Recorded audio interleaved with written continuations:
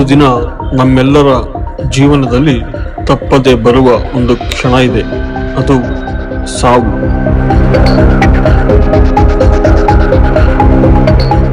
ನಾವು ಹುಟ್ಟಿದಾಗ ಎಲ್ಲರೂ ಖುಷಿಯಾಗುತ್ತಾರೆ, ಆದರೆ ಸಾವು ಬಂದಾಗ ಸಾವಿರ ಪ್ರಶ್ನೆಗಳು ಹುಟ್ಟುತ್ತವೆ.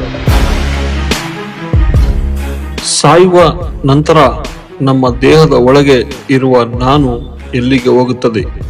ನಮ್ಮ ನೆನಪುಗಳು, ನಮ್ಮ ಭಾವನೆಗಳು, ನಮ್ಮ ಆತ್ಮ ಇವೆಲ್ಲವೂ ಸಾವಿನೊಂದಿಗೆ ಮುಗಿದು ಹೋಗುತ್ತದೆಯಾ?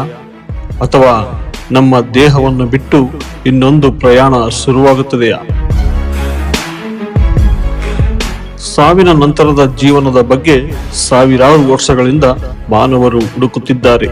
ಹಿಂದೂ ಧರ್ಮದ ಪ್ರಾಚೀನ ಗ್ರಂಥವಾದ ಗರುಡ ಪುರಾಣ ಸಾವಿನ ನಂತರದ ಆತ್ಮದ ಪ್ರಯಾಣದ ಬಗ್ಗೆ ಹಲವು ವಿವರಣೆಗಳನ್ನು ನೀಡುತ್ತದೆ. ಆದರೆ ವಿಜ್ಞಾನ ಇದನ್ನು ಹೇಗೆ ನೋಡುತ್ತದೆ ಎಂದು ನಾವು ತಿಳಿದುಕೊಳ್ಳೋಣ. ಸಾವಿನ ನಂತರ ಏನಾಗುತ್ತದೆ? ನಮ್ಮ ದೇಹವನ್ನು ನಾವು ನೋಡಬಹುದು, ಕೈ, ಕಾಲು, ಕಣ್ಣು, ಹೃದಯ. ಆದರೆ ನಾನು ಎನ್ನುವ ಅನುಭವವನ್ನು ನಾವು ನೋಡಲು ಸಾಧ್ಯವಿಲ್ಲ. ಇದನ್ನೇ ಅನೇಕ ಧಾರ್ಮಿಕ ಪರಂಪರೆಗಳು ಆತ್ಮ ಎಂದು ಕರೆಯುತ್ತವೆ. ಭಗವದ್ಗೀತೆಯಲ್ಲಿ ಶ್ರೀಕೃಷ್ಣ ಹೇಳುವ ಒಂದು ಪ್ರಸಿದ್ಧ ಮಾತಿದೆ, ಆತ್ಮಕ್ಕೆ ಜನನವೂ ಇಲ್ಲ, ಮರಣವೂ ಇಲ್ಲ. ಅಂದರೆ ದೇಹ ಬದಲಾಗುತ್ತದೆ, ಆದರೆ ಆತ್ಮ ಶಾಶ್ವತ ಎಂದು ಹಿಂದೂ ತತ್ವಶಾಸ್ತ್ರ ಹೇಳುತ್ತದೆ. ಒಂದು ಹಳೆಯ ಬಟ್ಟೆಯನ್ನ ಬಿಟ್ಟು ಹೊಸ ಬಟ್ಟೆ ಧರಿಸುವಂತೆ ಆತ್ಮ ಒಂದು ದೇಹವನ್ನ ಬಿಟ್ಟು ಮತ್ತೊಂದು ರೂಪ ಪಡೆಯುತ್ತದೆ ಎಂಬ ನಂಬಿಕೆ ಗರುಡ ಪುರಾಣದಲ್ಲಿ ಇದೆ.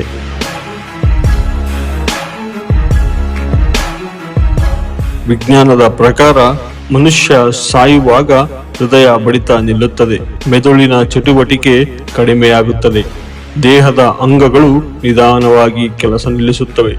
ಆದರೆ ಕೆಲವು ಜನರು ನಿಯರ್ ಡೆತ್ ಎಕ್ಸ್ಪೀರಿಯನ್ಸ್ ಬಗ್ಗೆ ಮಾತನಾಡಿದ್ದಾರೆ. ಅವರು ಹೇಳುವ ಅನುಭವಗಳು ಬೆಳಕಿನ ಅನುಭವ, ದೇಹದ ಹೊರಗಿನಿಂದ ತಮ್ಮನ್ನ ನೋಡುವ ಅನುಭವ, ಶಾಂತಿಯ ಅನುಭವ, ಇವುಗಳ ಬಗ್ಗೆ ವಿಜ್ಞಾನಿಗಳು ಅಧ್ಯಯನ ಮಾಡಿದ್ದಾರೆ. ಕೆಲವರು ಇದನ್ನು ಮೆದುಳಿನ ರಾಸಾಯನಿಕ ಬದಲಾವಣೆ ಎಂದು ಹೇಳುತ್ತಾರೆ. ಇನ್ನು ಕೆಲವರು ಇದು ಆತ್ಮದ ಅನುಭವ ಇರಬಹುದು ಎಂದು ನಂಬುತ್ತಾರೆ. ಆದರೆ ಇದಕ್ಕೆ ಸಂಪೂರ್ಣ ಉತ್ತರ ಇನ್ನು ವಿಜ್ಞಾನಕ್ಕೆ ಸಿಕ್ಕಿಲ್ಲ.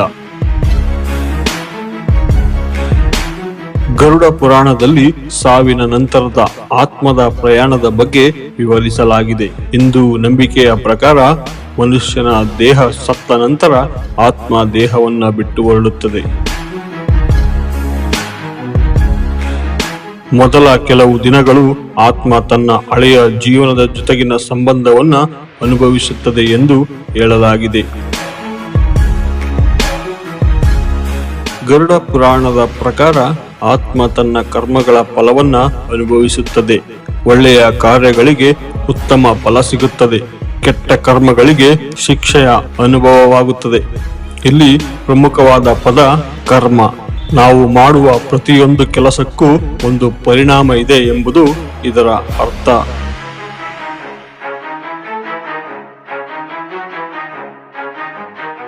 ಗರುಡ ಪುರಾಣದಲ್ಲಿ ಯಮಧರ್ಮರಾಜನ ಬಗ್ಗೆ ಉಲ್ಲೇಖವಿದೆ.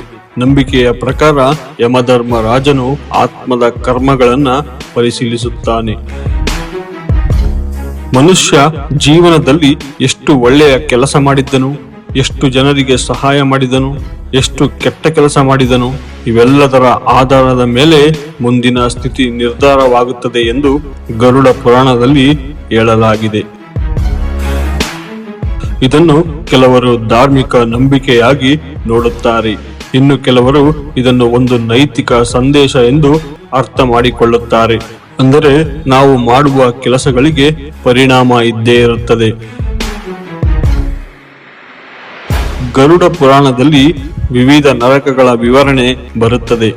ಇವುಗಳನ್ನು ಅನೇಕರು ನೈತಿಕ ಪಾಠಗಳಾಗಿ ಅರ್ಥೈಸುತ್ತಾರೆ. ಉದಾಹರಣೆಗೆ ಸುಳ್ಳು, ಹಿಂಸೆ, ದುರಾಸೆ, ಅನ್ಯಾಯ ಇವು ಮನುಷ್ಯನ ಜೀವನವನ್ನೇ ನರಕದಂತೆ ಮಾಡಬಹುದು.